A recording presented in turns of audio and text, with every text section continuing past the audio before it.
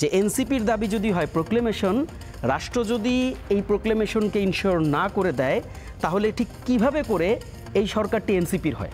কোনো আন্দোলনে যদি বিএনপি না থাকে সেটা জাতীয় আন্দোলন হইতে পারবে না, এমন তো কোনো কারণ নেই। পাওয়ার ব্যালেন্সারদেরকে নিয়ে হচ্ছে আপনি একটা পরিস্থিতি সৃষ্টি করার চেষ্টা করছেন। সেই পরিস্থিতিটা আসলে বিপ্লবীদের জন্য কল্যাণকর হবে কিনা রাষ্ট্রকে আপনি আলাদা করে দেখেন না। যদি এখানে মাহফুজ সাহেব না থাকেন, যে ঐক্য তৈরি হয়েছে, তাকেও আমরা ষড়যন্ত্রকারী বলতে আমরা আর বাধাগ্রস্ত ফিল করব না।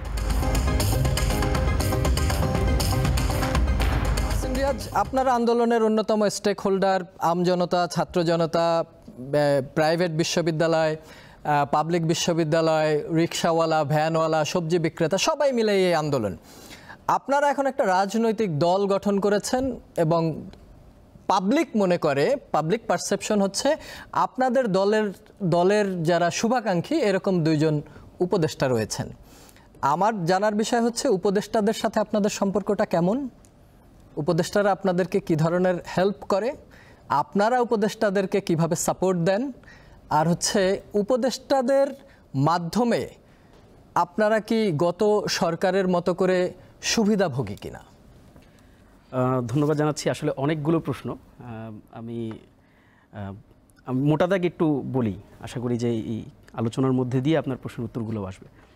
দেখুন, আমরা আসলে মানে এমন একটি ক্রান্তি লগ্নে এখন উপনীত হয়েছি, বা যে জায়গাটাতে বসে আজকে আমরা আলোচনা করছি, আমাদেরকে প্রথমত বুঝতে হবে যে এটি কিন্তু একটি জাতীয় সংকট।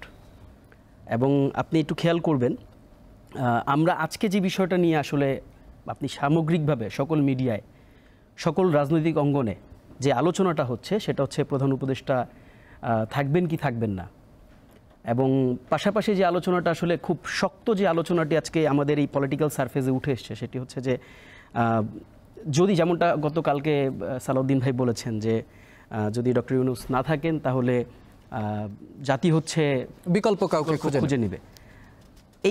এই পরিস্থিতিতে আসলে আমরা কেন এসে উপনীত হলাম? আমার মনে হয় যে আপনার যে প্রশ্নগুলো করেছেন, আমরা যদি এই পরিস্থিতি কেন তৈরি হলো এটা নিয়ে যদি আমরা আজকের আলোচনাটা করি, ওই প্রশ্নের উত্তরগুলো আসবে। আমি সাদিক কায়েম ভাই বলছিলেন, আমি আসলে তার পুরো আলোচনার একটা অংশের সাথে আসলে আমি একটু একমত পোষণ করে বলছি। এখন আমরা কিন্তু একটা ব্যাপার সবসময় বলেছি, মানে এটা একটা ন্যারেটিভ, যে ন্যারেটিভটা হচ্ছে এনসিপির বিরুদ্ধে দাঁড় করানো হয়েছে, এটা পলিটিক্যাল ন্যারেটিভ। সেটা হচ্ছে যে এই ইউনূস গভর্নমেন্টের সাথে হচ্ছে এনসিপির হচ্ছে মানে একেবারে দোহরম মোহরম একটা সম্পর্ক আছে।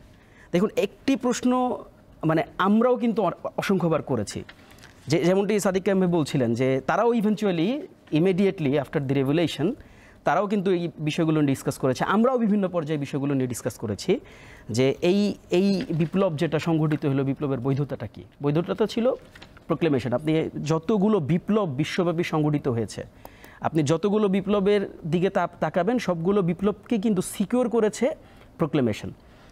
এখন আমি যদি আপনাকে আপনার প্রশ্নের বিপরীতে এই পাল্টা প্রশ্নটি করি, যে প্রোক্লেমেশনের দাবি তো এনসিপিরও ছিল, মানে এই জায়গায় আজকে যারা সমালোচক আছেন ডেফিনেটলি এটার বিরোধিতা করবেন না। প্রোক্লেমেশনের দাবি ছাত্র শিবির, Jamaat Islami, AB party and other যতগুলো পলিটিক্যাল পার্টি ছিল, সবারই দাবি ছিল। রাষ্ট্র ঠিক কী কারণে, রাষ্ট্র ঠিক কাদের কারণে, ঠিক কাদের প্রেসারে পড়ে এই প্রোক্লেমেশনটা এখন অবধি দিতে পারলো না? এখন আমি যদি আপনার কাছে এই প্রশ্নটি করি, যে এনসিপির দাবি যদি হয় প্রোক্লেমেশন, রাষ্ট্র যদি এই প্রোক্লেমেশনকে ইনশিওর না করে দেয় তাহলে ঠিক কিভাবে করে এই সরকারটি এনসিপির হয়?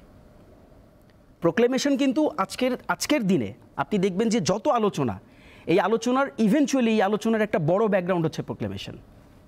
তাহলে আমাদের ব্যাপারে যে ধরনের ন্যারেটিভ আজকের যে রাজনৈতিক অঙ্গনে স্টাবলিশড, এই ন্যারেটিভটাকে হ্যাঁ কিছু কিছু ক্ষেত্রে আপনি বলতে পারেন, দেখেন এটারও কিন্তু লেজিটিমেট কজ আছে।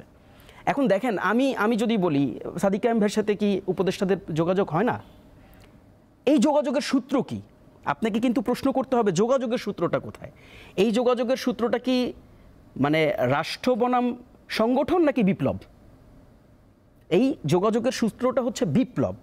কাজেই দেখুন, ব্যাপারটা তো আসলে মানে ব্যাপারটা এমন না যে সরকারের যে দুইজন যে ছাত্র উপদেষ্টা আছেন, তারা ছাত্র উপদেষ্টা সরকারে গেছেন বলে আপনি বিপ্লবের যে সকল যোগাযোগ, সেই সকল যোগাযোগকে আপনি এখন মানে মানে একটা জাস্ট ফর্মাল কমিউনিকেশনের মধ্যে আপনি একটা বস্তাবন্দি করে আপনি এখন বলতে গেছে তুমি তো সরকার, তোমার সাথে এখন আমি আসলে কোনো যোগাযোগ করতে পারবো না। কিন্তু মানুষের মনে করারও তো যথেষ্ট কারণ আছে। আপনারা যখন শাহবাগে এই কিছুদিন আগে যখন আন্দোলন করলেন আওয়ামী লীগের নিষিদ্ধের জন্য, তখন দেখা গেল যে এই আন্দোলনকে গভর্নমেন্ট থেকে পেট্রোনাইজ করা হয়েছে। কিন্তু জগন্নাথ বিশ্ববিদ্যালয়ের ছেলেপেলেরা যখন আন্দোলন করলো, সেইখানে তাদের উপরে প্রথম থেকে হিট করা হলো। একটা বোতল নিয়ে যে কাণ্ড হয়েছে, এবং উপদেষ্টা পরবর্তীতে যে ধরনের বক্তব্য দিয়েছেন, এবং গতকালকে বা তার আগের দিন সম্ভবত উনি আবার ফেসবুকে দুঃখিতও বলেছেন যে আমি যে বিভাজনের কথাগুলো বলেছি এই জন্য আমি দুঃখিত। সাদিক কায়েমরাও ফেসবুকে স্ট্যাটাস দিয়েছে, বলেছে জুলাইয়ের যারা গাদ্দার তাদের জন্য নয়, জুলাইয়ের বিপ্লবকে টিকিয়ে রাখার জন্য আমরা আবার রাজপথে থাকতে পারি বা এক হতে পারি, এই বিষয়গুলো এসেছে। সেই জন্যই আমি মনে করি যে মানুষ এই লিঙ্কগুলো করার চেষ্টা করে। রেসপন্সটা করি, একদম রেসপন্সটা করি। দেখেন প্লিজ, আপনি যে শাহবাগের কথাটা বললেন, শাহবাগে আমাদেরকে বা আমাদের যে আন্দোলনটা, এখন প্রথমত যে আপনাকে একটা ব্যাপার বুঝতে হবে, এটা আর ইনফ্যাক্ট আরেকটা মিসফ্রেম, সেটা হচ্ছে যে এই আন্দোলনটা শাহবাগে যেটি সংগঠিত হয়েছে এটি একটি জাতীয় আন্দোলন ছিল। এখানে খেয়াল করেন আমাদের একটা পারসেপশন ডেভেলপড আছে, কোনো আন্দোলনে যদি বিএনপি না থাকে সেটা জাতীয় আন্দোলন হইতে পারবে না, এমন তো কোনো কারণ নেই, এমন তো কোনো কারণ নেই, এমন কারণ নাই। কিন্তু বিএনপি তো রাজনৈতিক দল হিসেবে বৃহৎ দল, তারা একটা বড় স্টেক হোল্ডার, গত 16 বছর তারা আন্দোলন করেছে, হয়তো সফলতা পায়নি, কিন্তু তাদের আন্দোলনকে তো আর ছোট করে দেখার সুযোগ নেই। সেই ছোট করে কেউই দেখে না, আমার মনে হয় না যে কেউ তাদের আন্দোলনকে ছোট করে দেখে।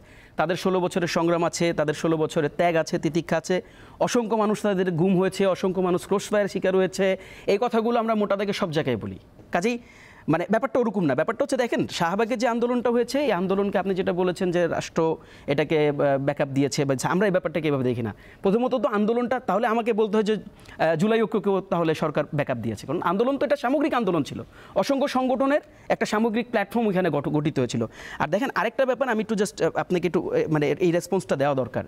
দেখেন আমরা মানে মোটা দাগে একটা ব্যাপার আমরা কিন্তু বোঝার চেষ্টা করেছি, সেটা হচ্ছে যে এই সামগ্রিক যে পরিস্থিতি, আমরা মানে দেখেন যে ঐক্যের কথাটা এখন আমরা বলতেছি, এই ঐক্যে কারা ফাটল ধরিয়েছে, এই ঐক্যে কাদের কারণে, কোন কোন স্ট্যাটাসের কারণে, কোন কোন কথা, কোন কোন শব্দচয়নের কারণে এই ফাটলটা এসেছে, আমরা এটার যে বিশ্লেষণ, এই বিশ্লেষণটা তো আমরা লম্বা সময় করেছি, এটা হয়েছে।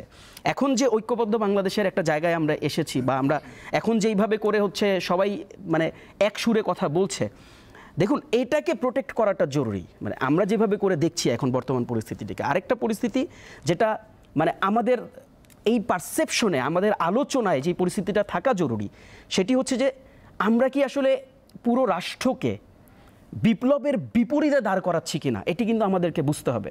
কারণ দেখুন আজকে আপনি যাদেরকে নিয়ে বা যে সমস্ত পাওয়ার ব্যালেন্সারদেরকে নিয়ে হচ্ছে আপনি একটা পরিস্থিতি সৃষ্টি করার চেষ্টা করছেন, সেই পরিস্থিতিটা আসলে বিপ্লবীদের জন্য কল্যাণকর হবে কিনা, রাষ্ট্রকে আপনি আলাদা করে দেখেন না। কারণ আমরা কিন্তু বারবার একটা জিনিস বলার চেষ্টা করেছি যে আজকে যে রাষ্ট্রটা আছে, এই রাষ্ট্রের যে ন্যায্যতা, এই রাষ্ট্রের যে ভ্যালিডেশন, বা এই রাষ্ট্রের যে লেজিটিমেসি কিন্তু বিপ্লব।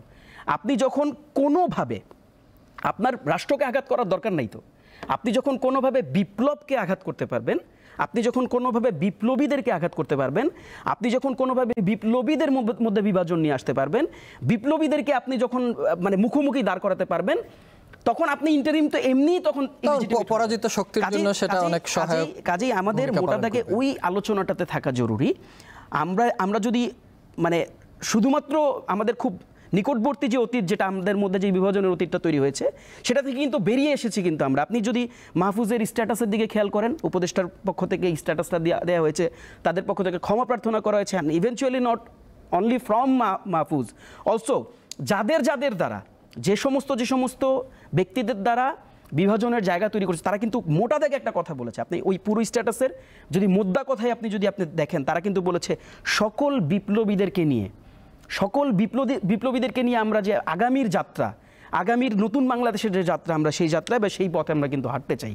কাজেই মাহফুজ সাহেবের এই ধরনের স্ট্যাটাস, আদার্সদের এই ধরনের স্ট্যাটাস, ইভেনচুয়ালি আমার এখানে সহ আলোচক হিসাবে আজকে সাদিক ভাই আছেন বা আদার্স যারা আছেন, তাদের সংগঠন, অন্যদিকে যদি আমরা বাংলাদেশ জামাত ইসলামী বলি, অন্যদিকে যদি আমরা গতকালকে আপনি মামুনুল হক সাহেবের বক্তব্য শুনেছেন নিশ্চয়ই, অন্যদিকে আপনি বাংলাদেশের আরেকটি বৃহৎ আন্দোলন ইসলামী আন্দোলন বাংলাদেশ, চরমনাই পীর সাহেবের আপনি বক্তব্য শুনেছেন, আপনি খেয়াল করবেন আমরা কিন্তু একটা ন্যাশনাল ইউনিফিকেশনের মধ্যে দিয়ে কিন্তু আবার যাচ্ছি। কাজেই এটাকে ধারণ করাটা জরুরি। এখন এই ইউনিফিকেশনের মধ্যে যারা থাকবে না, আমরা তাদেরকেই কেবল ষড়যন্ত্রকারী হিসেবে এখন চিহ্নিত করতে চাই। এর বাইরে আসলে আমরা অন্য কোনো তথ্য দেখতে চাই না। অনেক যদি ধন্যবাদ। এখানে মাহফুজ সাহেবও না থাকেন, যে ঐক্য তৈরি হয়েছে তাকেও আমরা ষড়যন্ত্রকারী বলতে আমরা আর বাধাগ্রস্ত ফিল করব না।